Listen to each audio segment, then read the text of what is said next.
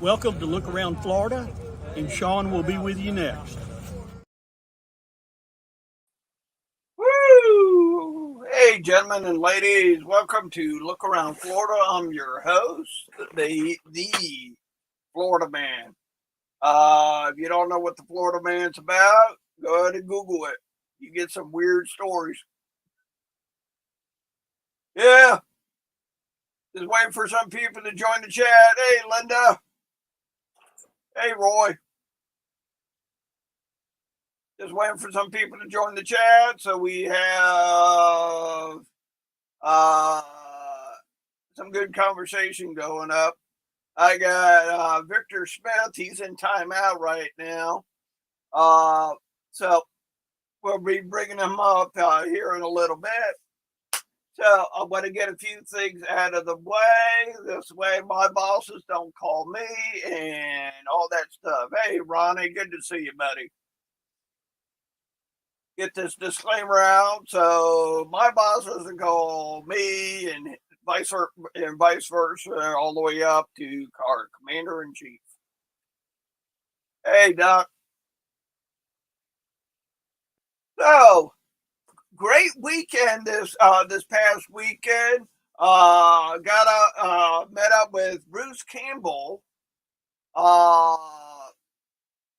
with the Footman Camp. Me and him met up at my church, went down to Goodland and celebrate David Shealy's birthday. If you don't know who David Shealy is, he's the founder and all that stuff of the Skunk Cape headquarters in Everglades City. I mean, not Everglades City, down in Ochopee, Florida, down there on US 41. Got to talk with him. So he wants to come on the show. So we'll bring him on the show at a later date, and we're going to be talking about some history and legends, history and myths coming out of the Everglades. Like the story of the Skunk Cape, for instance. I'm sure some of you have been down the Everglades, have heard the story about the Skunk Cape.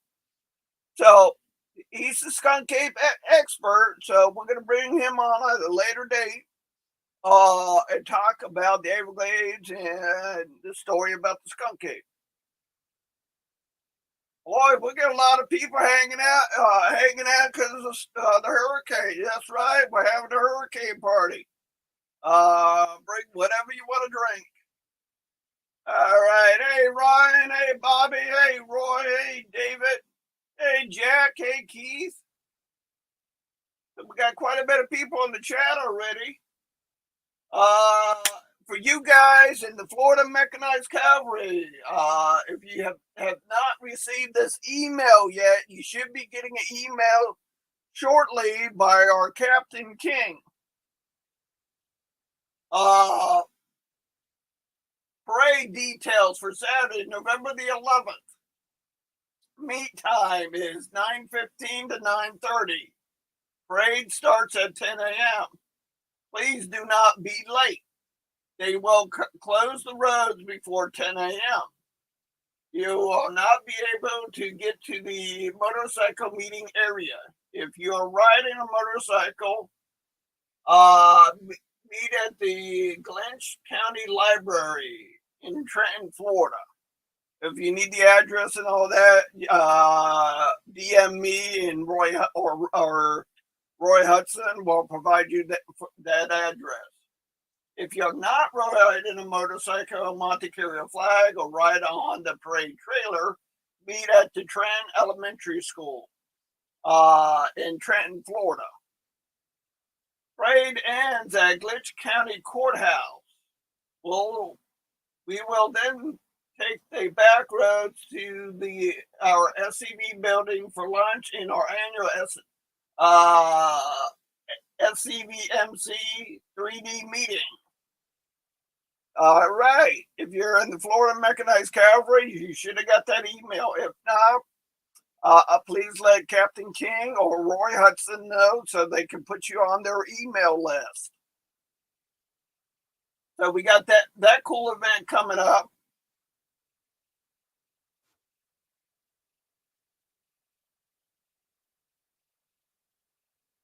All right, David, have fun, buddy. Yes, Keith. We got our kilts tied down. Yeah, I'm gonna go on a little thing right now, so please bear with me. Went out to the Buckingham Cemetery right after work. I mean, literally, as soon as I left work, went out to Buckingham Cemetery, took down the 5x8 flag. After that, noticed I was 70 miles to E per my vehicle, stopped in at the Chevron gas station there and got gas. Never had a problem at that gas station. The people always cool, happy, joyful, all that stuff. And coming home, got on the interstate, get in the far right lane to get off on Bayshore Road, and vehicle cut out on me. I checked the oil, checked the oil, transmission fluid, the battery, all that stuff is in good shape. So the only thing is the fuel. Told the tow truck driver what happened. He said it sounds like to him the fuel compromise problem. And when I looked at the list earlier today at work, that gas station was not on the list. So, I know a lot of you suggested to call the 800 number and all that. I did twice since I got home, and there's nobody there answering the hotline. Go figure. Said to call back at 8 a.m. So, that's my beef for tonight. So, we're going to bring up Victor Smith with Camp 741 and see what's going on with them. Hey, Victor, how you doing tonight? You know, I thought the list that Calvin always talked about was just mythical. No, I was on the list and they had me backstage. Yep, we had you in timeout. I didn't like it. I hung my head in shame. Well, you should have been put on the list for whatever I'll reason. be better, I promise.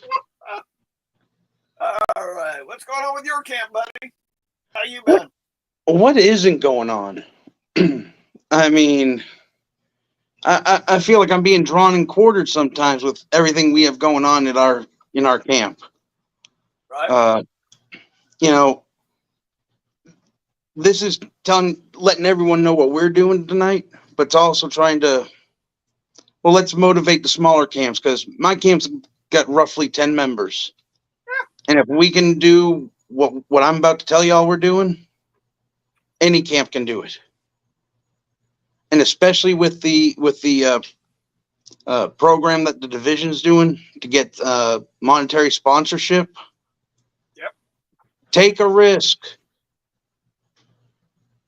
But we got a lot going on for our little camp. I think the biggest thing within the next couple of weeks we have coming up is we get the Commander-in-Chief coming down on September the 12th. And it's open to everyone in the division. It'll be at Palmer Legacy. We have a private room there that's in the villages.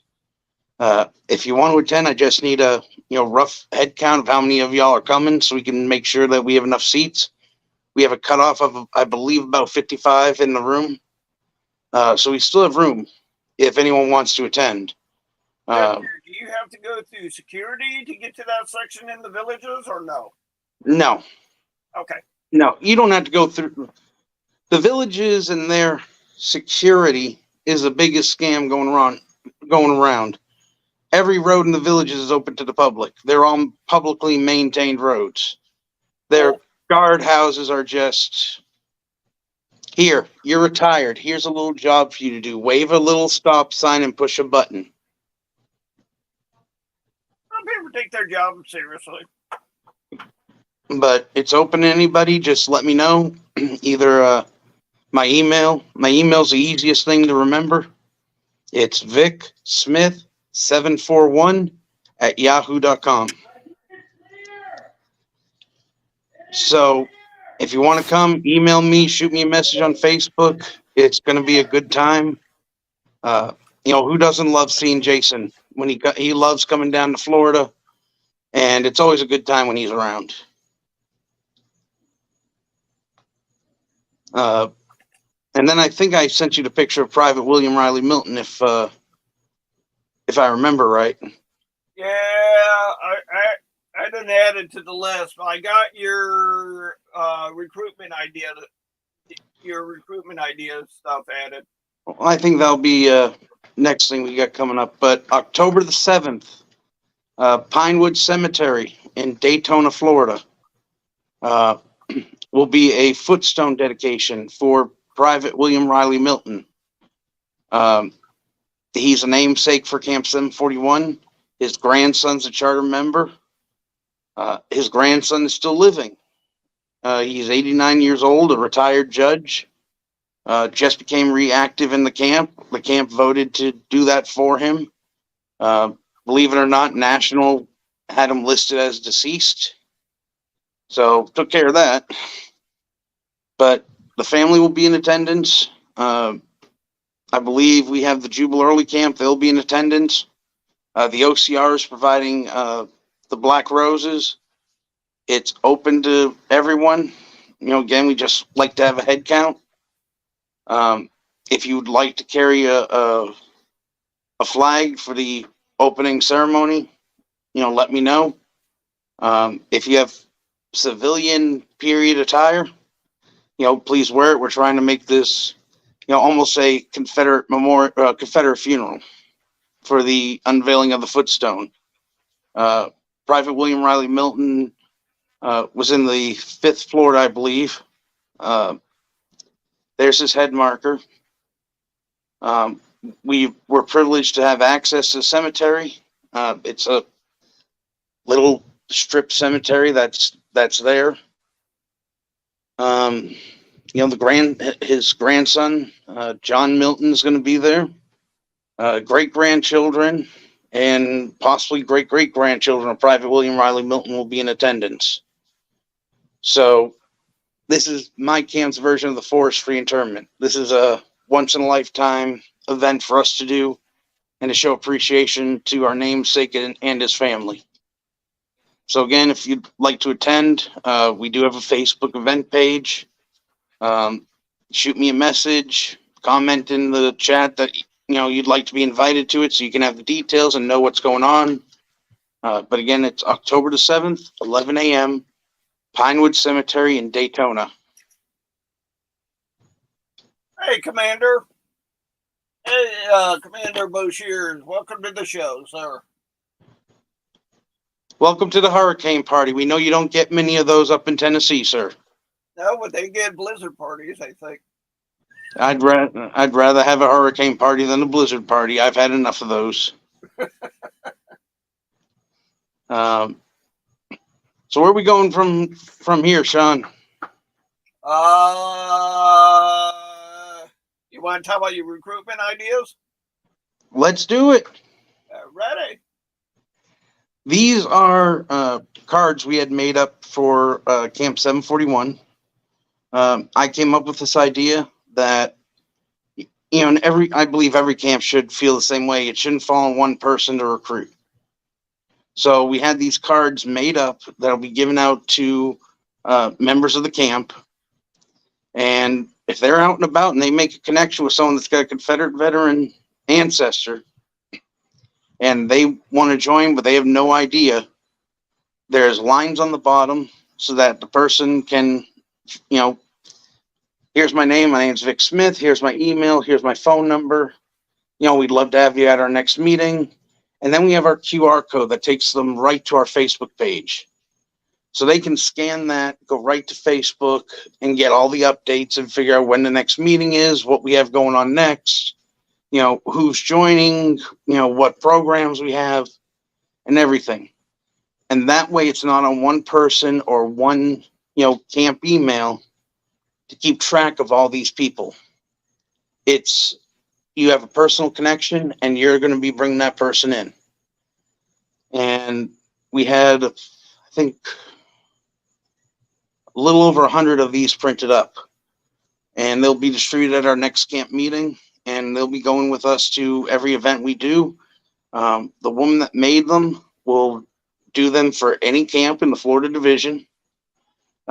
If you want her information, again, just shoot me a message, shoot me an email, and I'll put you in contact with her. I believe it was about $3 a sheet, printed on cardstock. It'll be made for you with your camp name, your QR code, or whatever you want on it.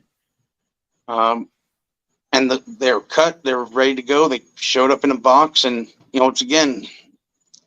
it's another person now in my community that knows about our organization that didn't before, or only heard about what was going on in the news. And I'm a firm believer in buy local, support local. Yep. I'd rather keep it in my community than Vistaprint. Granted, sometimes you have to go to those big, companies, but whenever you can, keep it local. Keep the money in your backyard, in your community. And, they came out great. I got them on Saturday and looked at them, and I was just blown away at how well they came out. They are larger than a business card, as you can see. I believe they're 4x5 instead of 3x5. So it's extra room for writing and putting your information down there. And, it's just, I believe it's going to be a great way to be one-on-one with a person instead of a camp or a group, talking that. Because if they send an email to the camp email after talking to a member, you don't know what's said. And you don't want to be tripping over each other going, well, this and that, and, what have you. But if you have one person to contact for these different people, it's a one-on-one connection, and they can answer the questions. They've been in part of the camp. They know how it runs. They know who's who. They know what we do. They know the events we do. And can explain, well, this person wants to be involved in cemetery restoration. Great, we do work in Evergreen, and we do work in this cemetery and that cemetery. This one wants to be in parades. Well, we do these parades. It's a way to reach out and show them there's something for everybody, and we're not just a historical group that sits around, eats food, and talks about a war that happened 160 years ago. We're out there in the community and we're doing stuff. So that's our new recruitment tool that we're using. And it'll be going, we're doing gun shows. We have 2 gun shows lined up. Look in your area. I mean, for us, for 2 weekends, one in September, one in November, it's going to cost us $180 for 4 days total. That's about half of what we spent just running a newspaper ad for 3 days. And you're there in person, you're explaining who you are, what you do, and it's a conservative group that, doesn't want our country to go by the wayside. So you're more likely to have people involved with you than, if you set up at a farmer's market or, whatever. These are the people we want to talk to. We also, and Sean, I think you got the picture of that too. Yeah. We also had a tablecloth made just because we're going to be doing these shows. And if you can zoom in, Sean, underneath the the logo, it actually says. I'm not able to zoom in. Well, right underneath the SCV logo is Private William Riley Milton Camp 741, Lake County, Florida. And that's a 6-foot-long tablecloth. To have that made for us was about $35. And she can change the lettering. She can put on different things. You can make it as elaborate or as simple as you want. I just wanted it to be simple and let people know who we are. Right. So that'll have its official unveiling in front of the camp on September 12th in front of the Commander-in-Chief. So we're looking forward to this. We got a lot of stuff going on. On top of having, of course, Mosby that If you don't know what Mosby is, that's my 1952 Ford tractor. That's red bellied and gray topped, kind of like Mosby's cloak. And that's going to the Leesburg Car Show this coming month again. And I put out recruiting material on it. It sits on the running board. If people want to talk to me about it, great. If they don't, they can just walk on by. But in this day and age, you got to start thinking outside the box.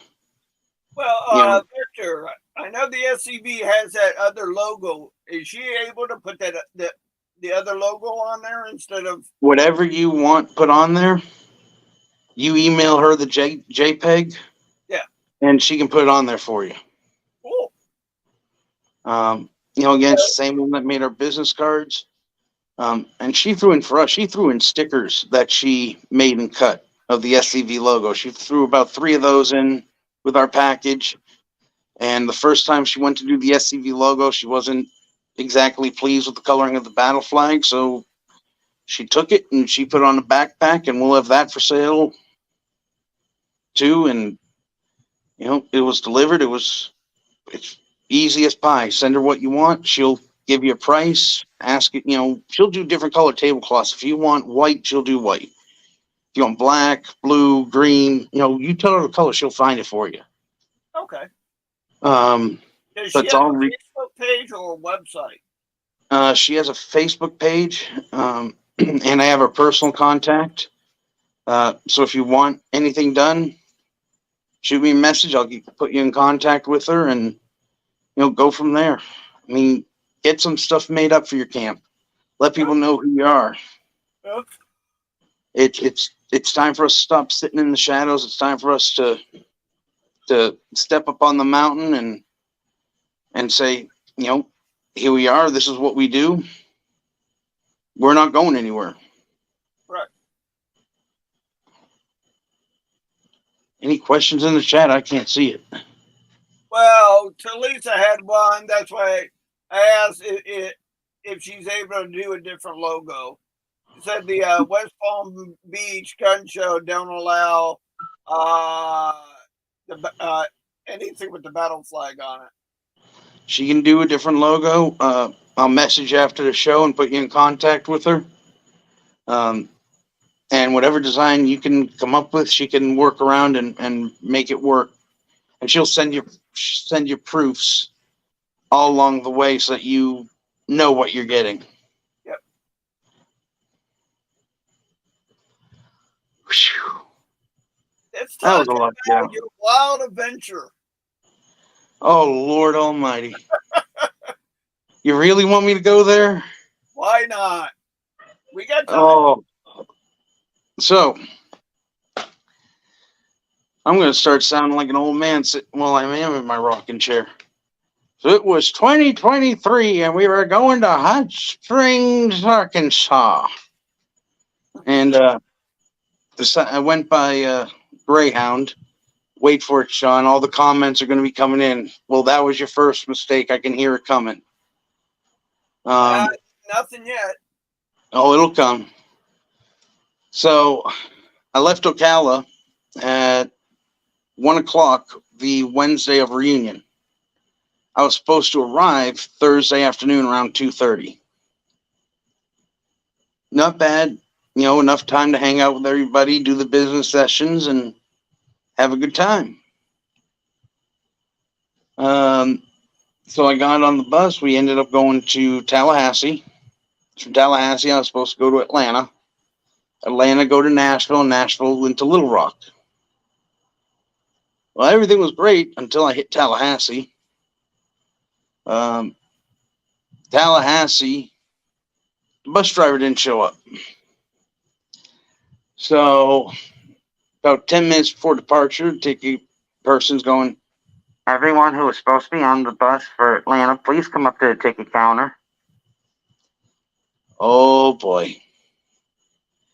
So they're saying you need to call these guys, you need to get rerouted, this, that, and the other. Finally get through to someone. Well, there's no time for us to actually do that. Get on the bus. We'll figure it out at the next stop. Okay. So they load about 8 of us onto the bus. No ticket, no idea where we're going. And they start heading west. Going through Pensacola, and finally we make it into Mobile, Alabama at around 11:40 at night, their time. 4 phone calls, customer service. I finally rerouted my ticket. After the clerk finally said, yeah, there was 8 of them here without tickets. They threw them on the bus, this, that, and the other. So they rerouted me. And I looked at my ticket. It didn't put me into Little Rock till 5 a.m. Friday morning. I said, well, I guess I don't have a choice now. Mind you, I got just about everyone in the division knowing what's going on with me, courtesy of Sean and Jeff Cotton and everyone else. So I'll keep heading west. Got on the bus, go through Biloxi, Mississippi. Got into New Orleans, Louisiana. I left Mobile at 2:40 a.m. Central Time. Got into New Orleans about 6 a.m. From New Orleans to Baton Rouge, Baton Rouge to Beaumont, Beaumont to Houston, Houston to Dallas, Dallas to Benton, Arkansas at 4 in the morning. It was at that point I had enough of buses. Got off in Benton, sitting at a pilot stop, gas station. Finally got a Uber and Ubered into Hot Springs. Dropped off my bag at my hotel, took a quick bath, and then made it up to the Arlington and spent a solid 2 days with my SCV brethren, even though I was dragging my rear end the whole time. Coming home, it was Little Rock to Memphis, layover in Memphis to Nashville, Nashville to Atlanta, Atlanta back to Ocala. And I got back into Ocala Monday morning at 2 in the afternoon.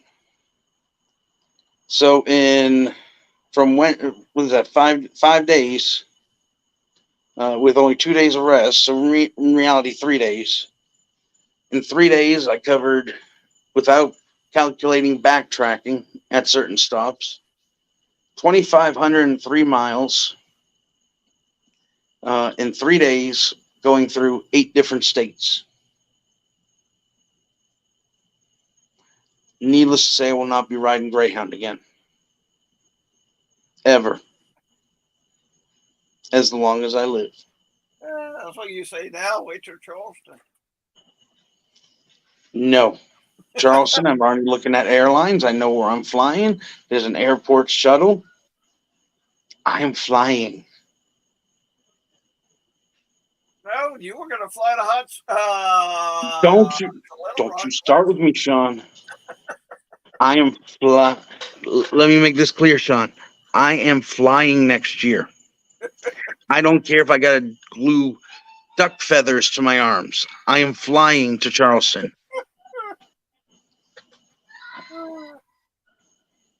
Speaking of Charleston, for all the division members out there, if you want to save some money, get the double bed suite room. I think the last time our commander-in-chief reported on it, I think the host hotel is full now. Well, if it's not sold out, get on it and get 2 of your buddies with you. You'll save a boatload of money. Yeah, I did want to say this. It just dawned. I just got a DM to remind me from our chairman of Flags Across Florida. All the flag sites on the west coast of Florida are safe. All flags have been taken down, and after the storm passes, all the camps that are taking care of flag sites will be checking on their flag sites after the storm. So I just want to get that message out. If anybody goes to I-75 and I-4, want to know the flag's down, yes, it is due to the storm. If anybody goes up to Havana that flag is down because of the storm. They will go back up after the storm. I believe the Kirby Smith camp took their flag down also because of tropical storm winds. Correct.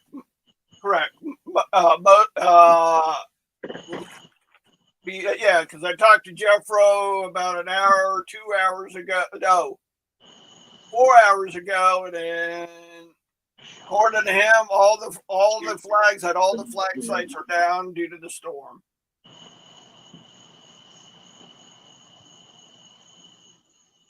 Come on, guys, give me some questions here. Anybody have anything for our pork chop? The Florida Division official pork chop. Tommy, I know you're going to see this later. No, It's mine. It's mine. Tommy goes by cornbread. He better be on the pork chop. David King already knows that when I join McCav, that's my handle.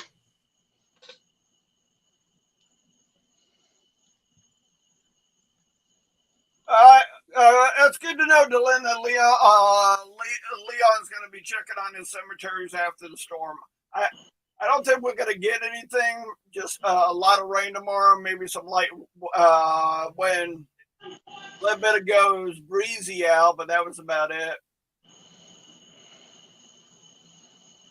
Ronnie is asking, what's the date and time for the Commander-in-Chief?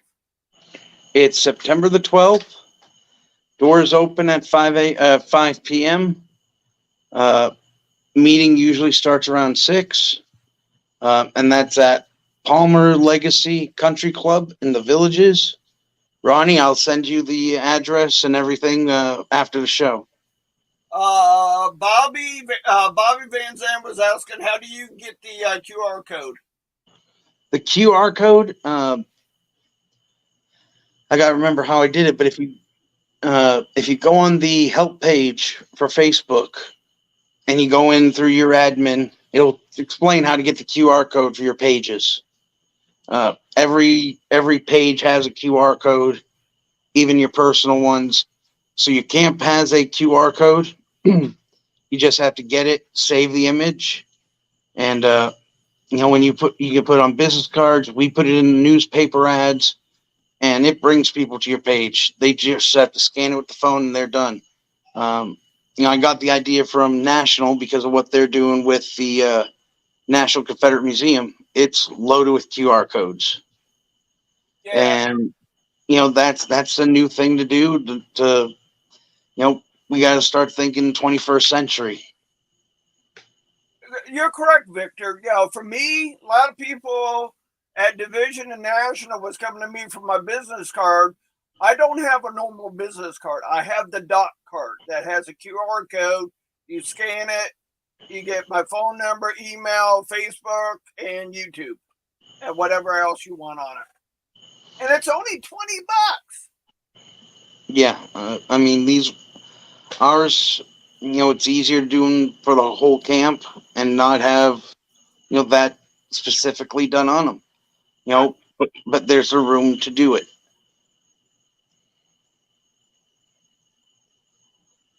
Well, to Lisa, I thought Jimbo was computer savvy.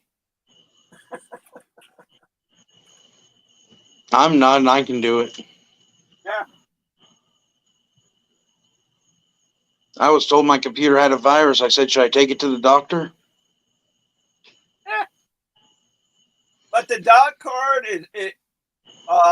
it's pretty easy. They send you an email after you order the card, and you can preset everything up. It literally drop, click and drop. Click, drag, and drop in there, and it saves your email, phone number. If you have a camp Facebook page, if you have a camp website.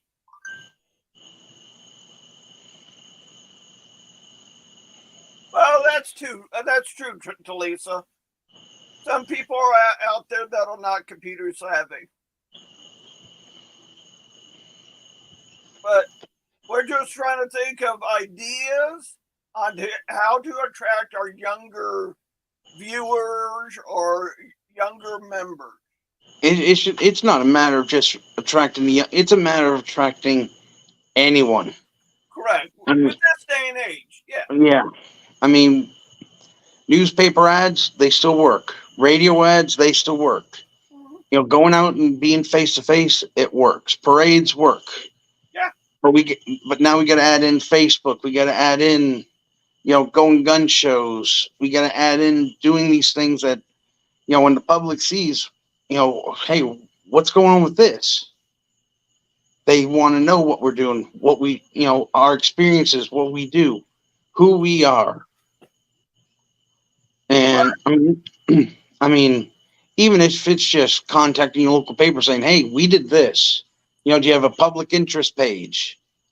Well, yeah.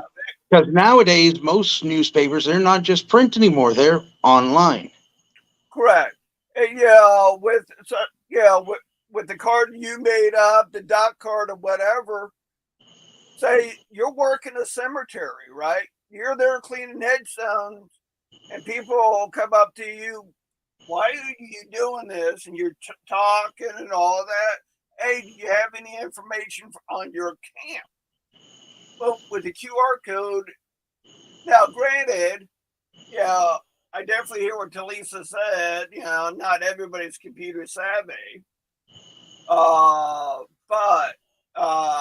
if you got a newer phone, you just go your camera mode, go to scan. On my phone, it's called Google Scan, and you can put that up with the QR code. Just opening up your camera nowadays on your phone.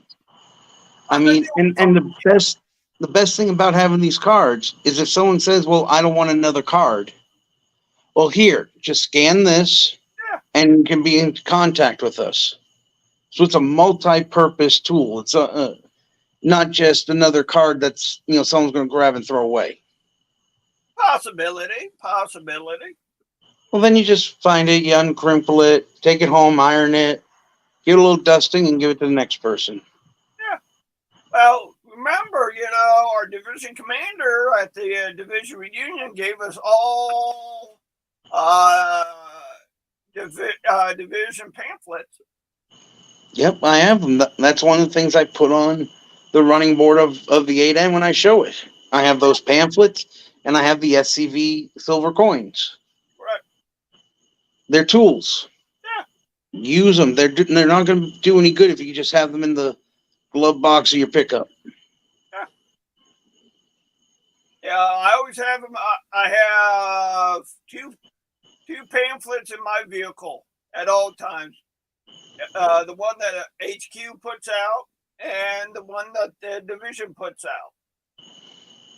And hey, I want some information on your organization, or they see the SCV logo. Hey, I was wondering about them. You could go, brochures, pamphlets, or any type of information you can get out there to help recruit is the goal. Yeah.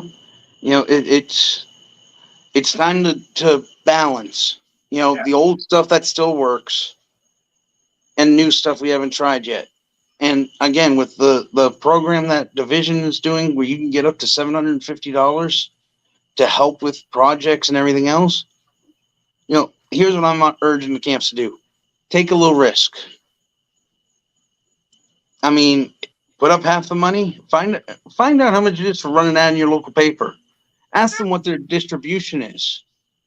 I mean, if you're lucky like me, the distribution in the local paper for me is about 106,000 people. And if they break it down to age brackets, how much money they make, how many are servicemen, how many are not, well, they should have that info for you. Well, Linda brought up a good one. Now, since your camp's going to start doing gun shows, did you get the Dixie Defenders that are based on the Second Amendment? No. We're still working on that. I mean, like everything else, the pandemic, it slowed us down. It dropped our membership because, again, not everyone's computer savvy. Not everyone knew what the heck a Zoom was.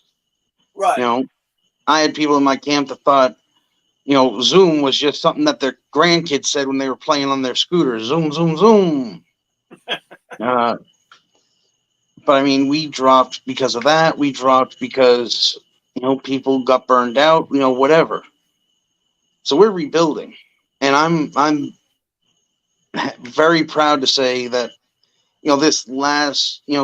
this year that we've had 4 reinstatements in our camp and brought them back to current.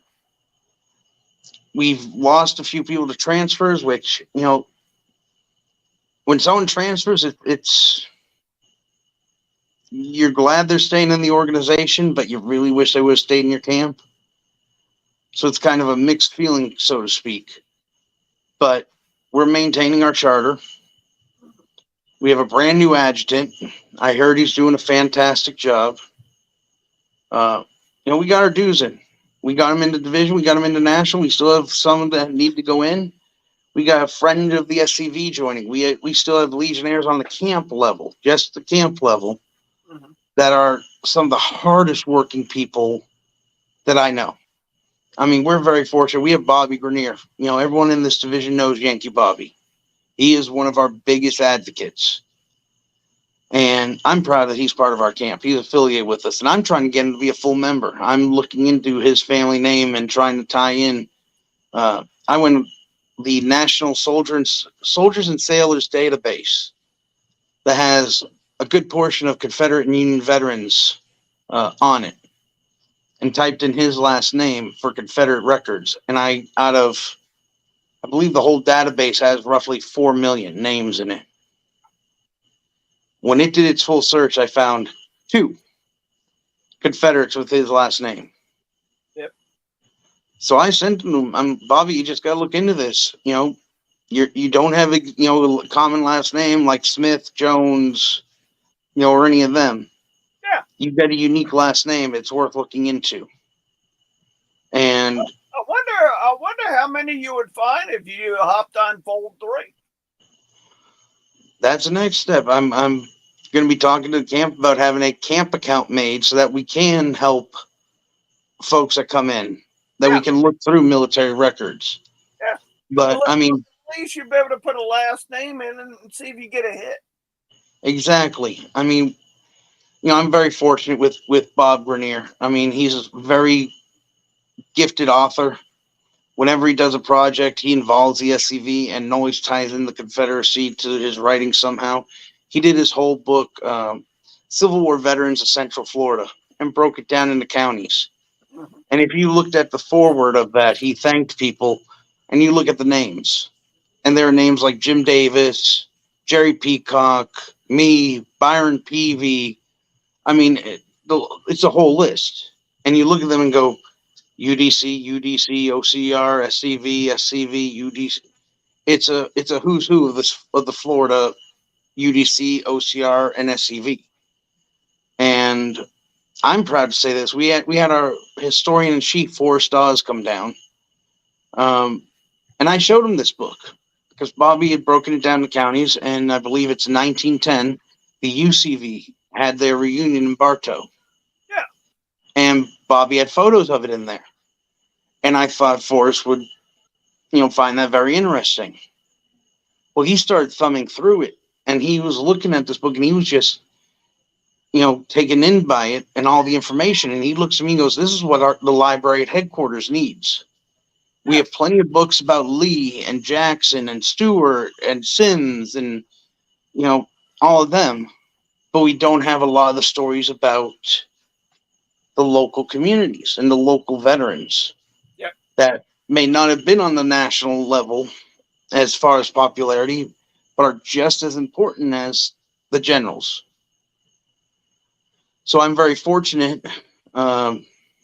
We presented the book to Forrest Dawes, and it's going to be in the research library at headquarters for anyone who needs information about Central Florida veterans. Cool. And I called Bobby right after that meeting because he wasn't able to make it. And he said it made his day. He was happier as can be. And for a small camp like mine to be able to make, just a small contribution like that. Yeah. it's going to put, it's our camp and Bobby are going to be in that research library for as long as the SDV has a museum and is standing. Right. And that speaks volumes. I mean, the Florida Division, we've loaned and donated so much to the Confederate Museum in Columbia, Tennessee, that, you know, we have our names in there. And that's a great feeling that not only are we recognized as a division, but as individuals also. And, you know, all this stuff, it's little stuff that adds up to big results. And it doesn't matter if you have a 30-man camp, but it's a matter of which one of those 30 men are going to be the ones that are going to be getting off their butts and doing this stuff. I know my camp, we have about 10 members. I can count on 6 of them right off the top of my head that I can call up right now, say, hey, next week, would you want to do this event? And I could count on them. And I call them my brain trust, because I'll call them and say, I got a crazy idea. And the first things I'll hear is, oh, Lord, followed by, let's hear it. And half the time they'll help me tweak it.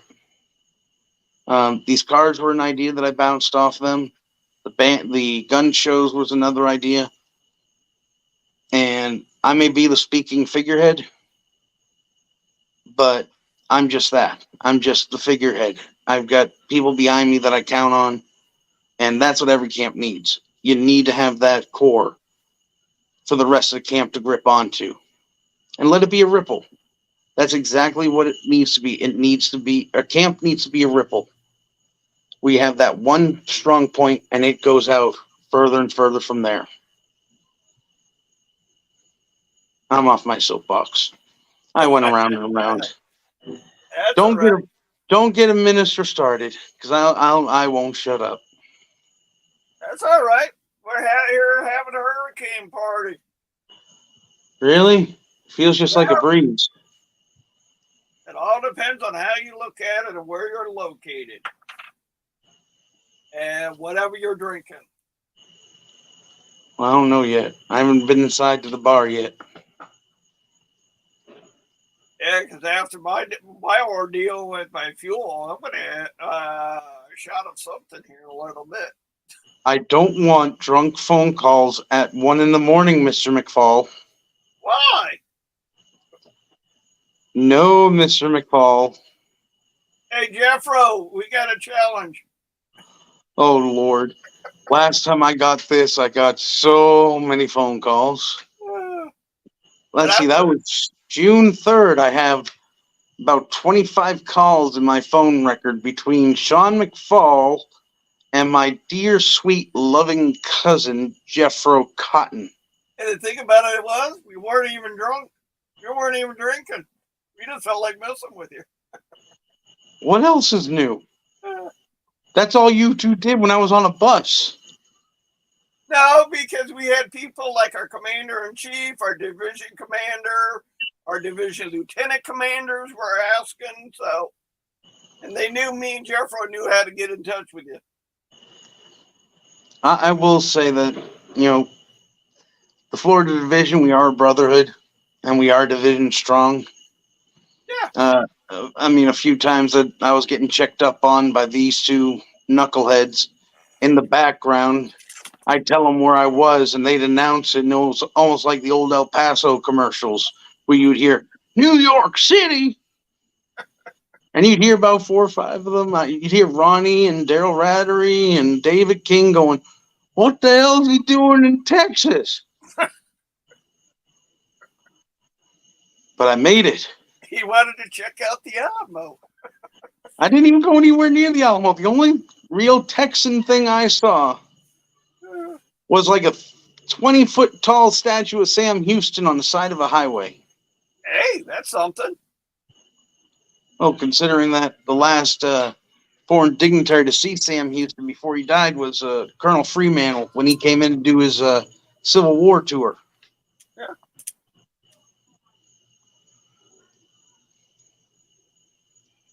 Any questions from the peanut gallery? Nah. Just our commander-in-chief said he's looking forward to your event. We're looking forward to having them.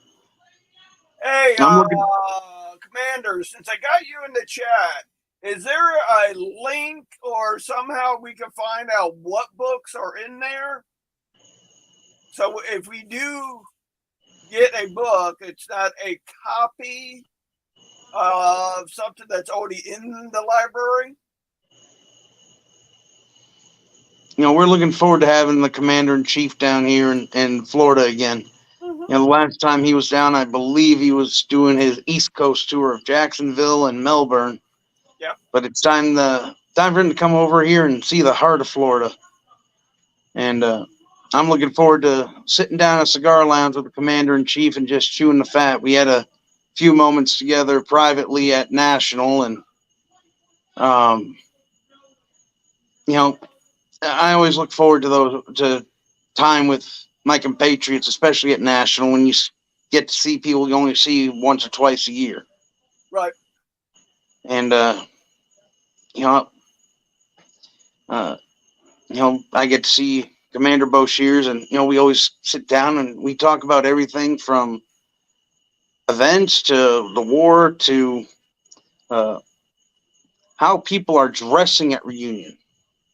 We actually talked about that this past National reunion, about how people are dressing in three-piece suits with suspenders again.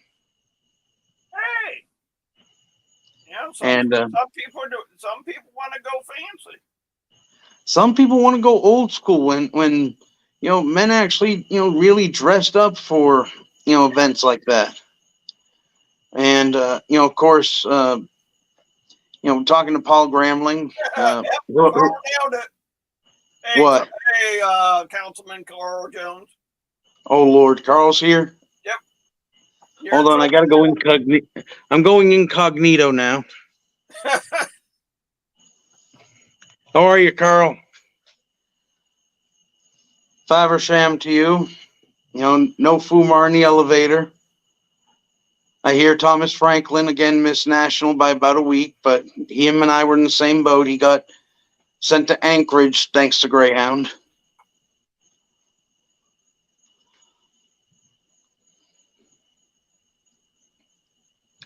But I think Paul Gramling should have a new nickname in the SCV. Everyone knows him as the most sharp-dressed man in the SCV. Hey, I think we got a runner-up for him. Who? Eric Pavetti. He was styling. Oh, the disco ball from Tennessee. But I think Paul should be officially known after this national reunion as the most sharp-dressed auctioneer in the country. Well, you got a point there. And, you know, of course, I made another tumbler for National. Sean saw it, and I know the commander-in-chief was bidding on it. Of course, it was Nathan Bedford Forest team, and it went for $100. Even though Paul started off at 25, and after it was all said and done, I went up to Paul and I said, Paul, would you start the bidding of the Mona Lisa at $25? Come on, you're killing me here. And, you know, of course, that. So now last year's tumbler is in New Jersey with Cousin Vinny. This year's is in Western Tennessee. And next year's theme has already been decided on. And a design is being worked on. And this one is going to be a doozy. And, yeah, Charleston's got something to do with it. Cool. So I'm looking forward to making that one. And I've told the commander-in-chief this. I said, as long as I'm alive and a member of the SCV, every national reunion, even if I have to just mail it off because I can't make it, I'll make a one-of-one tumbler that'll be auctioned off to help out with national with whatever they need. Well, Commander, you nailed it. I'm glad they call them reunions because that's what it is. It is a reunion. You know, a lot of us, it just talk on Facebook a lot, where we get together face to face, shoot the breeze, have a cocktail or sweet tea, depending on what you prefer drinking, and just catching up. You know, one of the highlights for me at National this year was when they announced the Robert E. Lee Award, and one of them was GCB, and I was getting up and heading to the back, and he came in, and he was very emotional about it, which, you know, I really don't blame him. But I walked right up to him, I gave him a big old hug, and I, you know, said, "You earned this, brother." And he gave me a big old hug. The most I've ever gotten out of GCB before then was a handshake. So, I mean, Well, I respect that young man and everything he does. Speaking of the Sharp Dress Band, welcome past Commander-in-Chief Paul Gramblin in the chat. He's here now. I got to go incognito again. He knows his ears have been burning. He knows I've been telling stories about him. Probably. He knows I've been telling the story about the one night in Shreveport with the jar of Mason. You know what I'm talking about.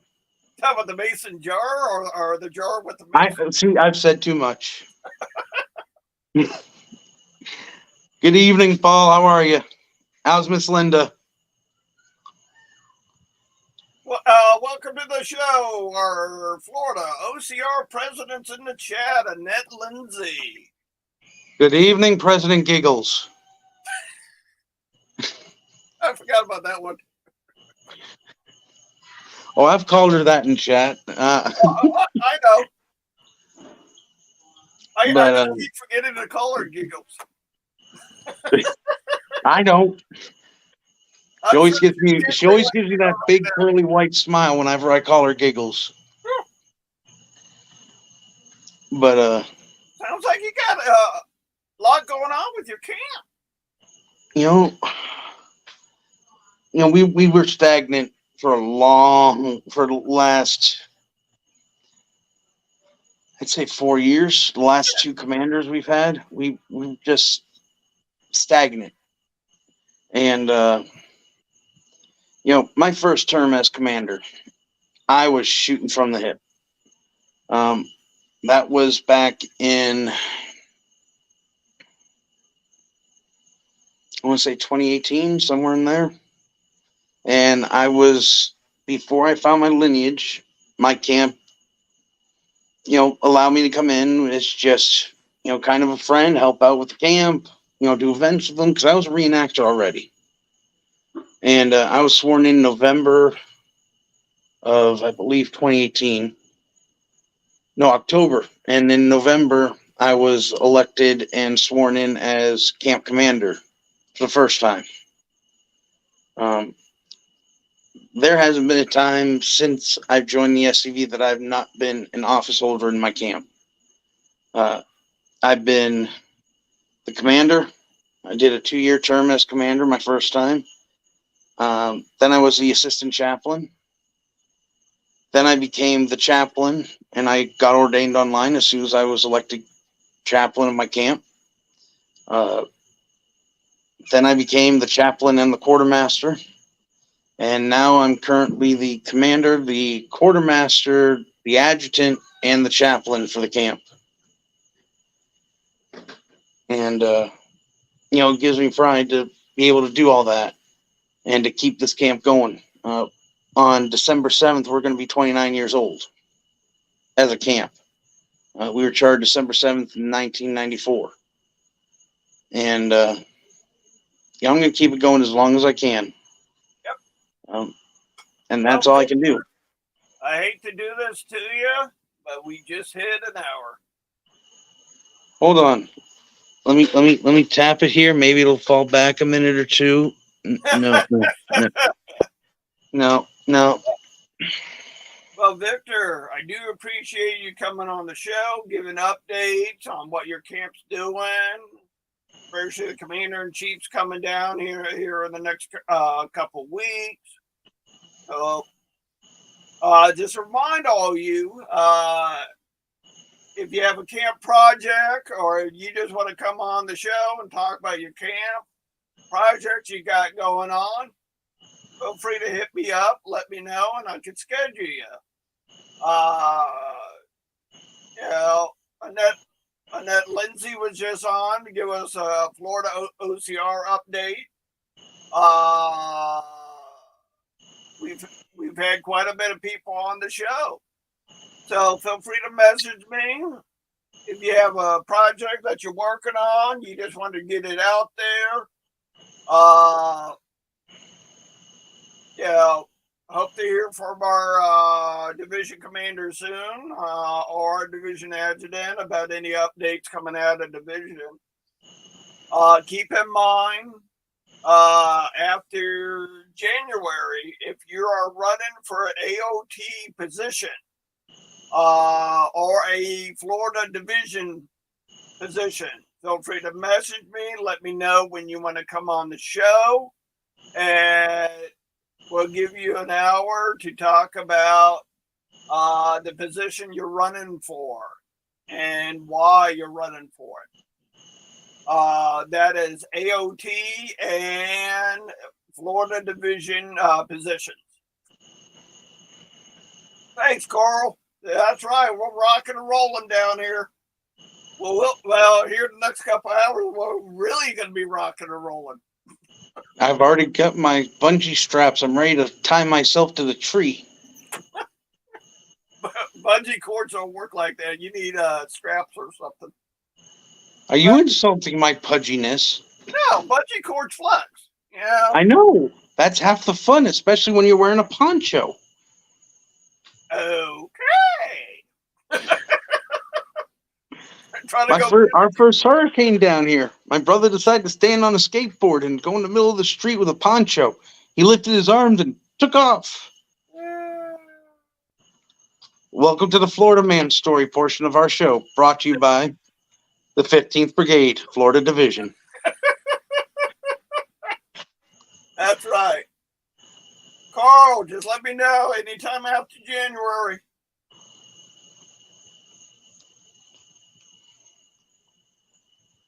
So, with that being said, stay strong, my brothers and sisters, especially if you're on the West Coast.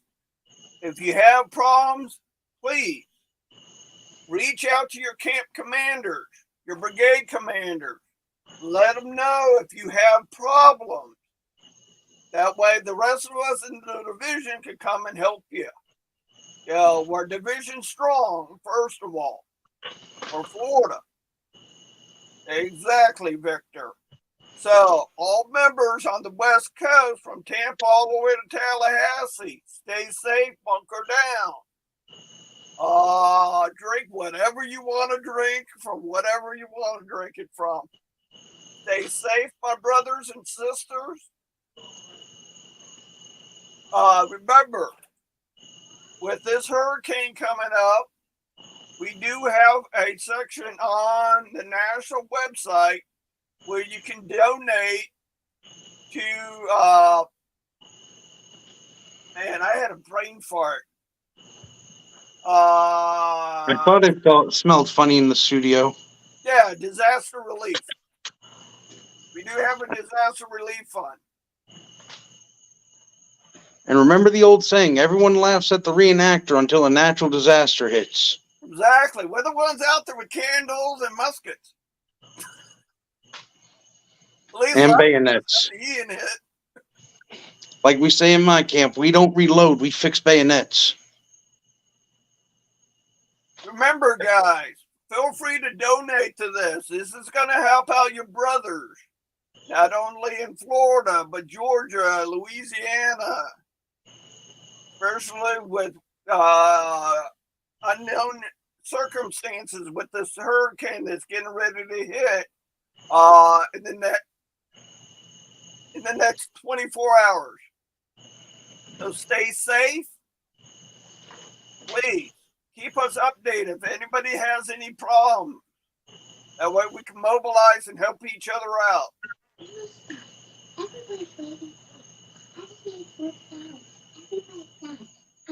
And with that being said, thank you all for joining the chat tonight. Thank you, Paul Gramblin, for that one.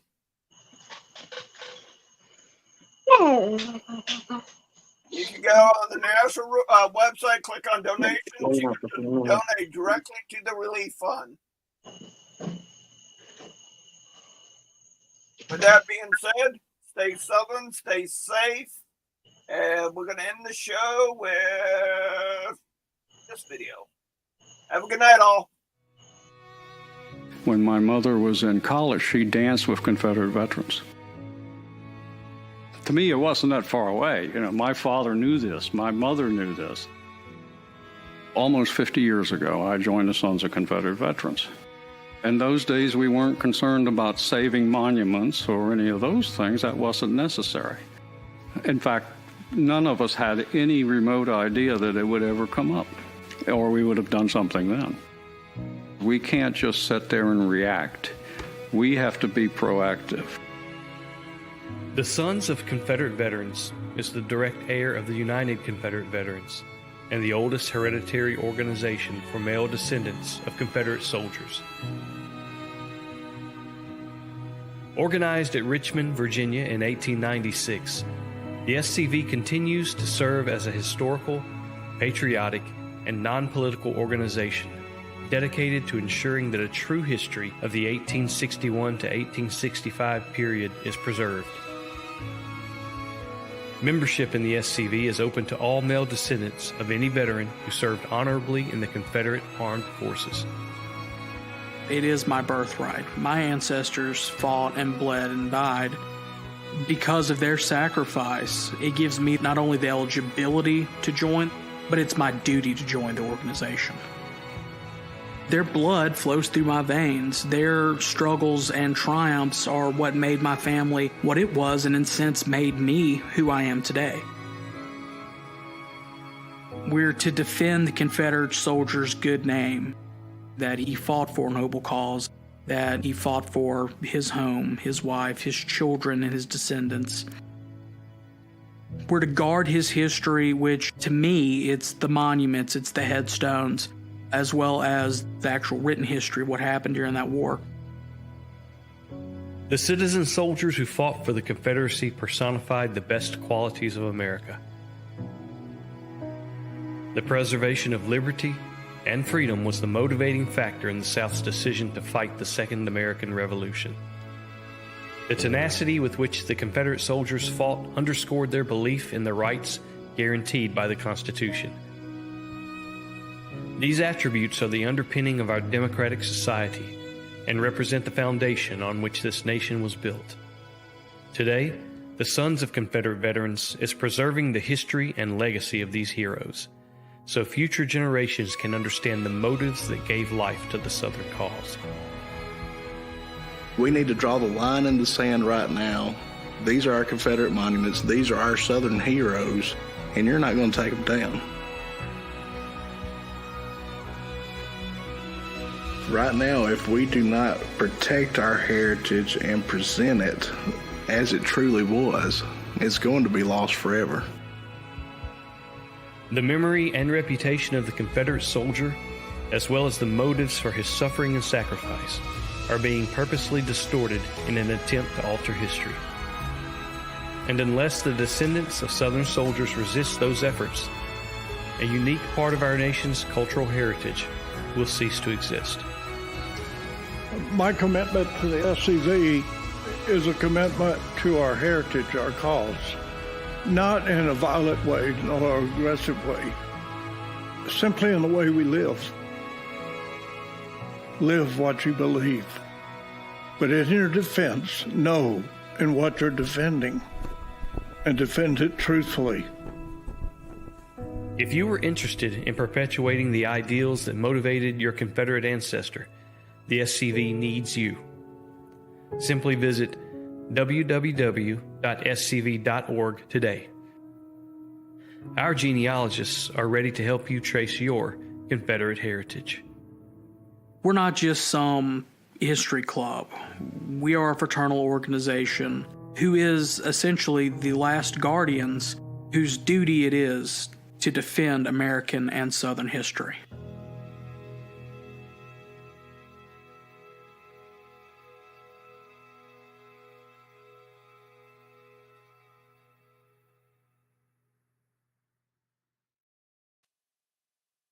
Have a good night, all. Stay safe.